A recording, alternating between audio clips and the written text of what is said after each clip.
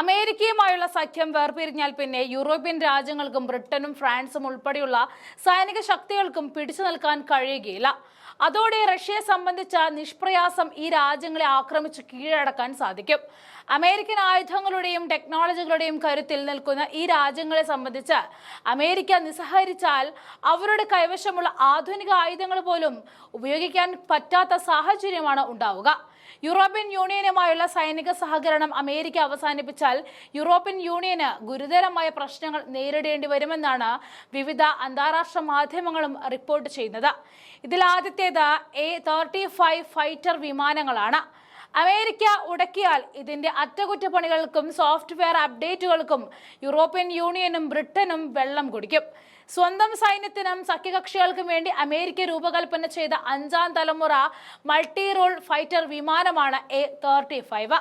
അറ്റകുറ്റപ്പണികൾ, വിതരണ ശൃംഖല, ഉപഭോക്തൃ പിന്തുണ, സേവനങ്ങൾ, പരിശീലനം, സാങ്കേതിക ഡാറ്റ എന്നിവയുടെ കാര്യത്തിൽ സുരക്ഷിതമായ അന്തരീക്ഷം നൽകുന്ന A-35ന്റെ വിവരാടിസ്ഥാന സൗകര്യമായി പ്രവർത്തിക്കുന്ന ഒന്നാണ്. American autonomic logistics information system വിമാനത്തിന്റെ ആരോഗ്യവും പരിപാലന നിലയും തത്സമയം നിരീക്ഷിക്കാൻ ഇത് സഹായിക്കുന്നു.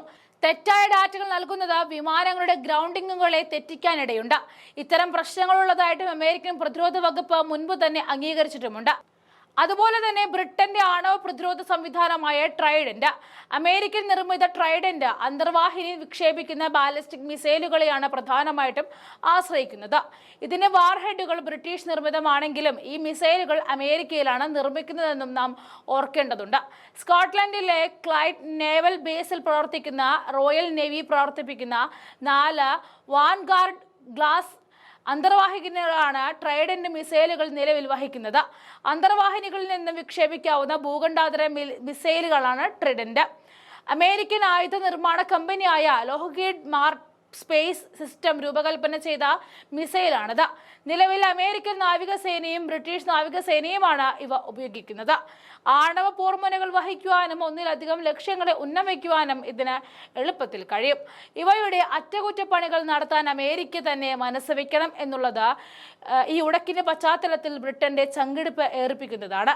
ഈ പ്രതിസന്ധി മുന്നിൽ കണ്ട് 2028 പ്രവർത്തനക്ഷമമാകുമെന്ന് പ്രതീക്ഷിക്കുന്ന ഡ്രെഡ്നോട്ട്സ് ക്ലാസ് അന്തർവാഹിനിയുടെ വികസനം ഉൾപ്പെടെ സ്വന്തം ആണവ ശേഷികൾ വികസിപ്പിക്കുന്നതിനായിട്ടാണ് ബ്രിട്ടൻ ഇപ്പോൾ ശ്രമിച്ചുകൊണ്ടിരിക്കുന്നത്. ഈ ശ്രമങ്ങൾ തടയിടാനും അമേരിക്കയുടെ ഇടപെടലിനുള്ള സാധ്യതയും ഏറെയാണ്. ഈ സംവിധാനങ്ങളെല്ലാം തന്നെ ലോകമെമ്പാടുമുള്ള അമേരിക്കൻ സഖ്യകക്ഷികളുടെ നിർണായക ഘടകങ്ങളാണ്. അതുകൊണ്ട് തന്നെ അമേരിക്കയുടെ പിന്തുണയ്ക്ക് ഏതെങ്കിലും തടസ്സം സംഭവിച്ചാൽ അത് ഇവയുടെ എല്ലാ പ്രവർത്തന ശേഷിയും സാരമായി ബാധിക്കുക. അതാകട്ടെ യൂറോപ്യൻ രാജ്യങ്ങളുടെ പ്രതിരോധ ശേഷിയെ തന്നെയാണ് ഇല്ലാതാക്കുക.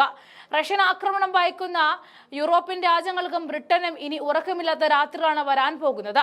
അത്തരമൊരു സാഹചര്യത്തിലേക്കാണ് അമേരിക്കൻ പ്രസിഡന്റ് ഡൊണാൾഡ് ട്രംപ് ഈ രാജ്യങ്ങളെ ഇപ്പോൾ എത്തിച്ചിരിക്കുന്നത് എന്ന കാര്യത്തിൽ യാതൊരു സംശയവുമില്ല.